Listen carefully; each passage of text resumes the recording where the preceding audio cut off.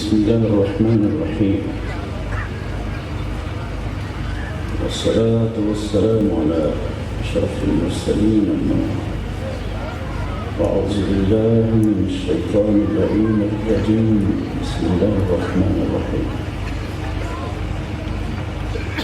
قابل احترام مشايخ الإسلام علماء کرام بالخصوص سجادہ نشین حضرت سلطان العارفین سلطان الفاروق رحمۃ اللہ علیہ، حاضرین و سامعین کرام، اللہ تعالیٰ کا شکر ہے کہ جس کی عطا کردہ توفیق سے اور نگاہ رسول اللہ صلی اللہ علیہ وسلم کی برکت سے ہم اس مجلس میں حاضر ہیں۔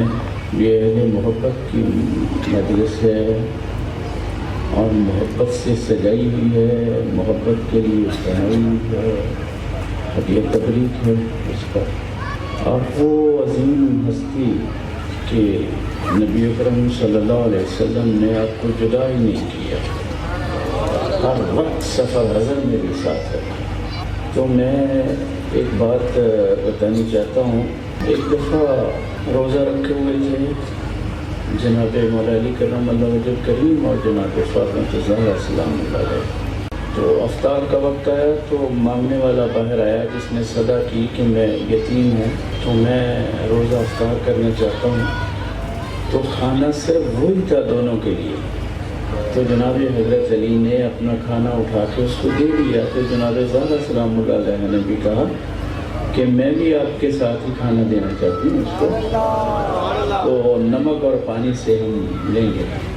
اگلا دن آیا تو بالکل افطاری کے وقت ایک مانگنے والا باہر آیا اور اس نے کہا کہ میں مسکین ہوں اور بھوکا ہوں۔ بالکل افطاری کے وقت جب سامنے رکھا ہوا تھا، افطار سے 2-3 منٹ پہلے اس کو دے دیا۔ تیسرا دن بھی ایسے ہی آیا تو بالکل افطاری کے وقت ایک مسکین تھا، قیدی وہ آیا، وہ کہنے لگا کہ جی میں قیدی ہوں،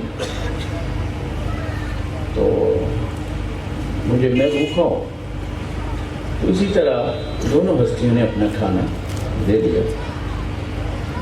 تو تیسرے دن والا کہنے لگا آپ کا بھلا ہو، آپ کا بڑا شکریہ، آپ کی بڑی مہربانی ہے۔ ظاہر ہے کہ روایت ہے لوگوں کی لینے والوں کی شکریہ کرتے۔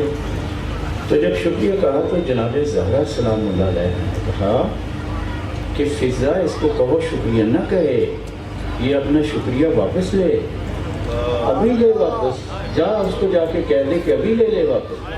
وہ فضا بھی پریشان، حضرت فضا کہنے لگی کہ یہ تو خیرات لینے والے کرتے ہیں شکریہ، ایک روایت ہے۔ تو کہا کہ بس اس کو جلدی سے کہو شکریہ واپس لے۔ حضرت فضا دوڑی پیچھے، اس کو روکا، کہا بھائی شکریہ واپس لو جو تم نے کہا۔ وہ بیچارہ حیران و پریشان، پھر اس کو کہا کہ شکریہ واپس لو، بولو۔ وہ کہنے لگا میں اچھا جی واپس لیتا ہوں شکریہ۔ تو حضرت فضا جناب زہرا سلام اللہ علیہ کے پاس حاضر ہوئی تو عرض کرنے لگی کہ جناب یہ کیا مطلب ہوا، جو لیتے ہیں خیرات وہ شکریہ کرتے ہیں اور آپ کیا فرما دیا ہے کہ شکریہ واپس کر دو، یہ شکریہ کیوں واپس ہوا ہے؟ تو جناب فاطمہ الزہرا سلام اللہ علیہ فرمانے لگی فضا میں نے کھانا اس کو دیا ہے، وہ بات کرے ہمارے ساتھ، وہ کیوں کر رہے ہیں ہمارے ساتھ؟ کھانا جو ہم نے اس کو دیا ہے وہ ہمارے ساتھ بات کرے۔ تو پھر آیت اترتی ہے وَيُطْعِمُونَ الطَّعَامَ عَلَى حُبِّهِ مِسْكِينًا وَيَتِيمًا وَأَسِيرًا لَا نُرِيدُ مِنكُمْ جَزَاءً وَلَا شُكُورًا وَجَزَاهُمْ بِمَا صَبَرُوا جَنَّةً وَحَرِيرًا إِنَّ هَذَا كَانَ لَكُمْ جَزَاءً وَكَانَ سَعْيُكُمْ مَشْكُورًا۔ کیسا خانوادہ ہے میرے محبوب نبی کا، یہ اہل بیت کیسے ہیں، یہ میرے نام پہ کھانا دیتے ہیں یتیموں کو، مسکینوں کو، اسیروں کو، اور اس کا شکر نہیں لیتے، اس کا بدلہ نہیں لیتے، اس کی جزا نہیں لیتے، اس کا شکریہ نہیں لیتے،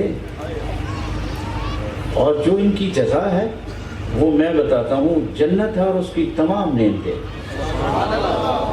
اور بس پھر آگے کہا کہ یہ سب کچھ کافی نہیں سمجھتا، جتنی ان کی قربانی ہیں، جتنی ان کی محنتیں ہیں۔ اللہ فرماتا ہے ان ھذا کان لکم جزاء وکان سعیکم مشکورا، میں ان کا شکریہ بھی ادا کرتا ہوں۔ تو میں سمجھتا ہوں کہ اس سے بڑھ کر ساری دنیا اس کا شکر کرتی ہے اور وہ ان کا شکر کرتے ہیں، اس سے بڑھ کر کیا مقام ہو سکتا ہے۔ اور ان کی اماں کی یہ شان تھی کہ حضرت خدیجہ الکبریٰ سلام اللہ علیہا، جن کی یہ شہزادی تھی، جن کی یہ بیٹی تھی، وہ اتنی قسمت والی تھی کہ جو رسول اللہ صلی اللہ علیہ وسلم کے عقد میں آئی، اور پھر ان کے بدن سے جناب زہرا سلام اللہ علیہا۔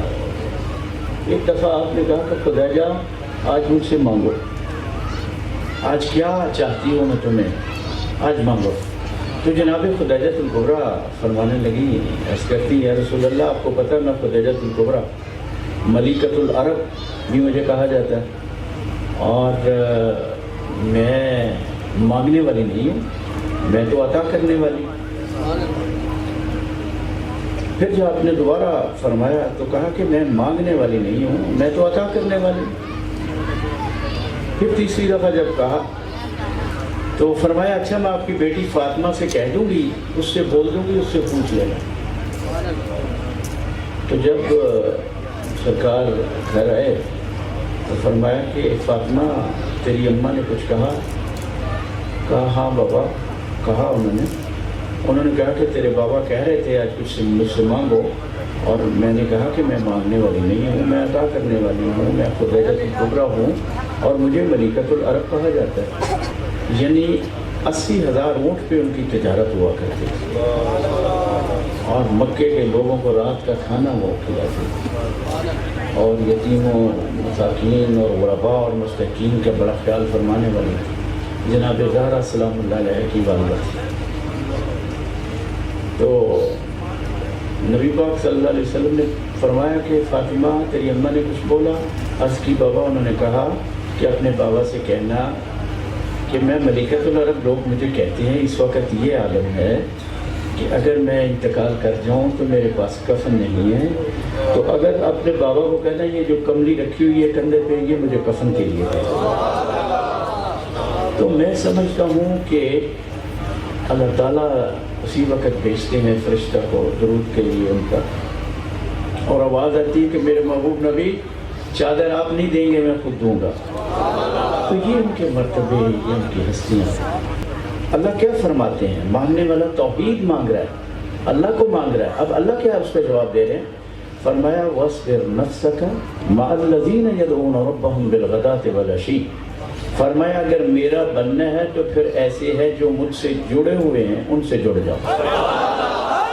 اب پورے قرآن میں دیکھیں کہ مانگنے والا توحید مانگ رہا ہے، اللہ نے ولایت کا دروازہ دکھا دیا ہے کہ وہاں سے سب کچھ ملے گا، توحید بھی وہاں سے ملے گی، فیض رسالت بھی وہاں سے ملے گا۔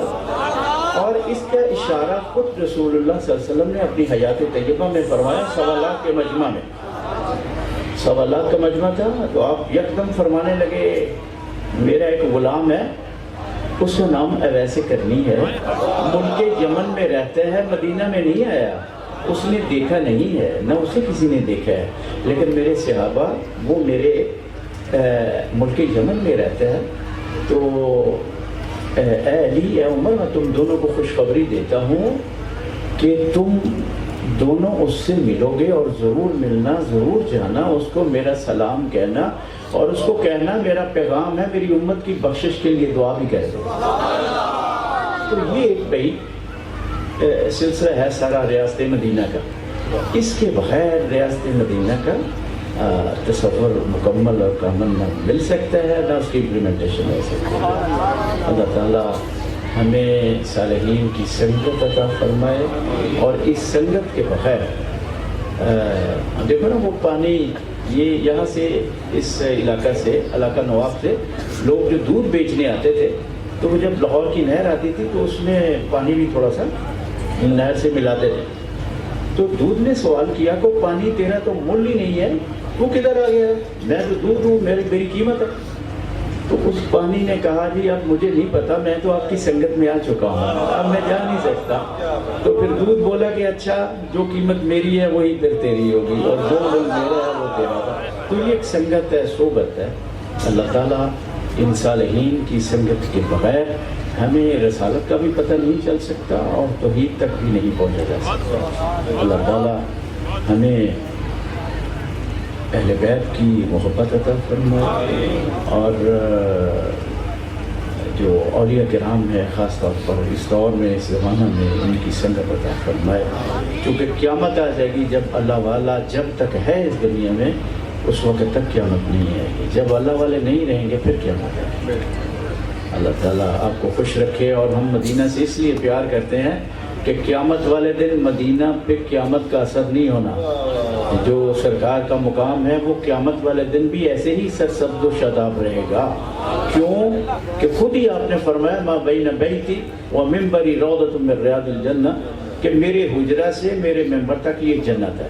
تو جنت پہ قیامت نہیں آ سکتی ہے۔ اللہ تعالیٰ صاحب مدینہ کی بارگاہ میں ہدیہ کی رضامندی اور نیاز مندی قبول فرمائے، اور اللہ تعالیٰ صالحین کی سنت عطا فرمائے۔ بہت شکریہ، جزاک اللہ۔